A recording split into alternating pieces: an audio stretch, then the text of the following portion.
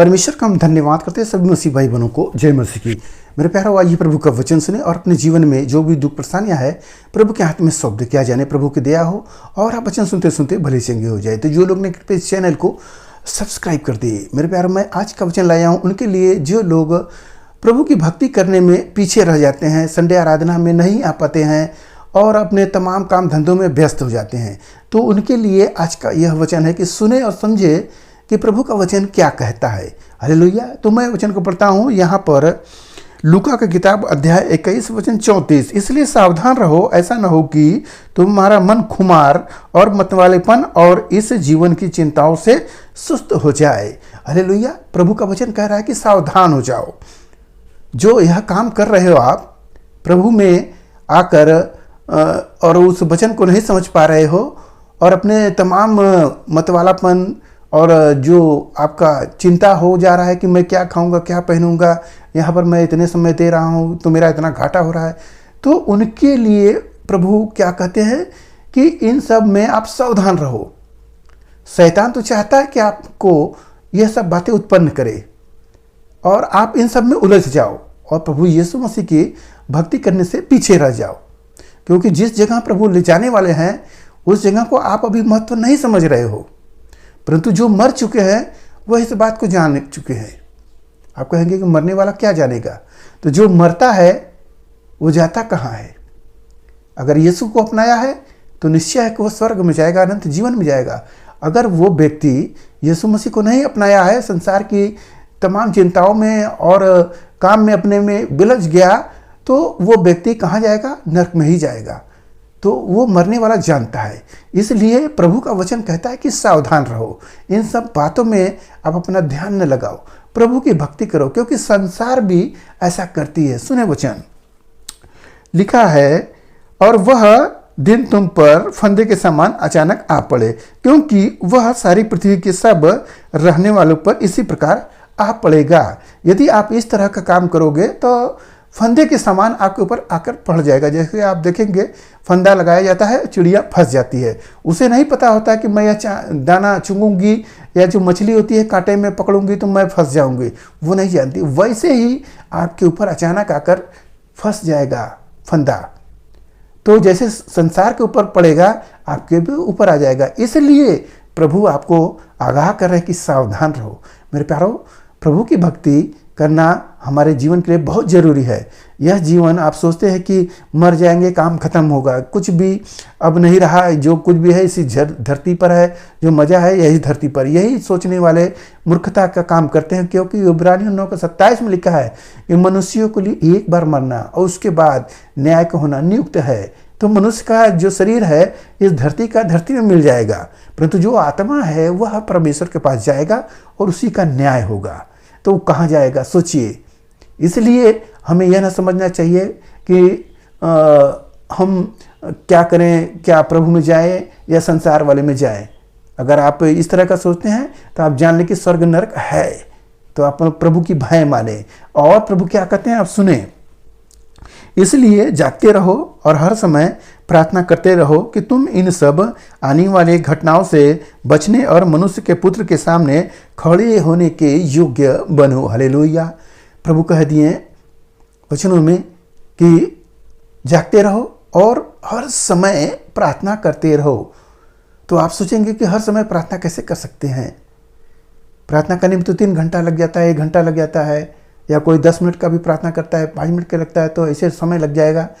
प्रभु आपको ऐसे नहीं, बल्कि आप अपने मन में हमेशा प्रभु का नाम लेते रहे, प्रभु के वचनों को हमेशा स्टडी करते रहे, हमेशा पढ़ते रहें, चिंतन मनन प्रभु पर करते रहे, सोते जागते हर समय प्रभु आपके हृदय में बसे रहें।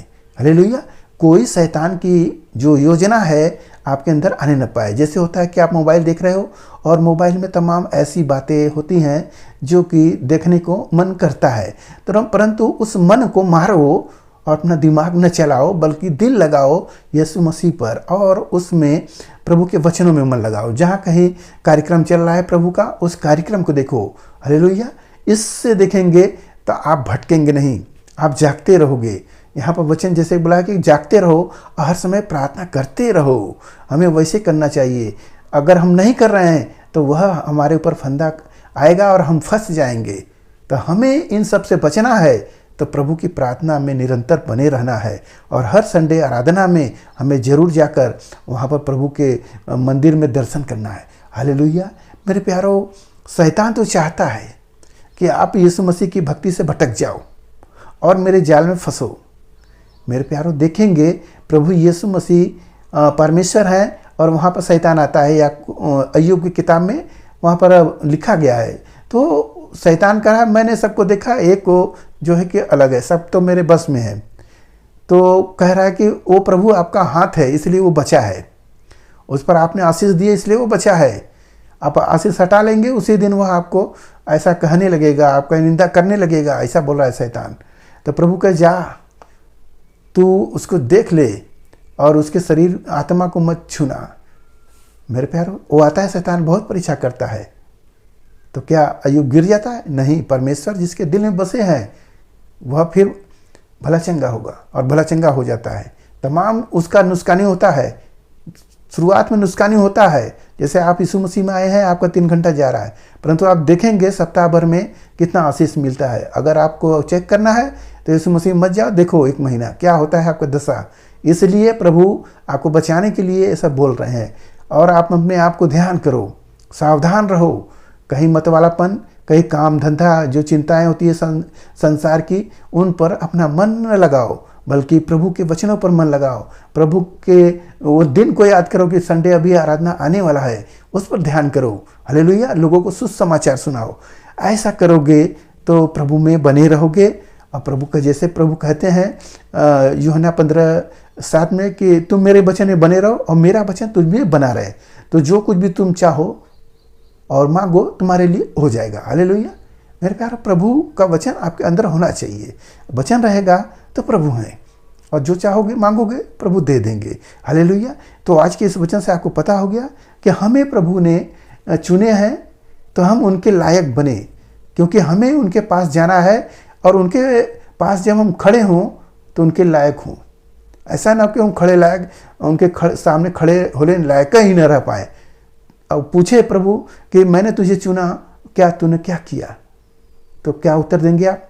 क्योंकि आपने अपने काम धंधे में समय बिताए, ऐशपानी समय बिताए। छोड़ो प्रभु को, इसी में आनंद है। दुनिया के आनंद में तुमने अपना समय बिताए, तो कैसे प्रभु के सामने खड़े रह पाओगे? इसलिए खड़े रहने के योग्य बनना है तो प्रार्थना में बने रहो और कलीसिया में निरंतर आते रहो। हालेलुया। आज के इस वचन से जो कुछ मिला उस पर ध्यान करें, प्रभु आपको आशीष देंगे। आइए अपने प्रार्थना करें। महान परमेश्वर, हम आपका धन्यवाद करते हैं इस मसरिया आज के दिन प्रभु, जो यह वचन मिला, जितने सुने प्रभु ने आशीष मिले, उनके घर परिवार में सुख शांति बनी रहे, सभी लोग भले चंगे रहे। धन्यवाद करते पिता, जैसे वचन है बोले प्रभु, जागते रहो और प्रार्थना हर समय करते रहो। मेरे प्रभु, ऐसी प्रार्थना हालेलुया सबके हृदय में प्रभु बैठा दे, ताकि वो निरंतर तेरी महिमा करते रहे। हालेलुया। धन्यवाद करते प्रभु, जिस भाई ने देखे कार्यक्रम में उन्हें आशीष मिले, उनके घर परिवार में सुख शांति बनी रहे, सभी लोग भले चंगे रहे। धन्यवाद करते हुए प्रार्थना यीशु मसीह के नाम में, आमीन।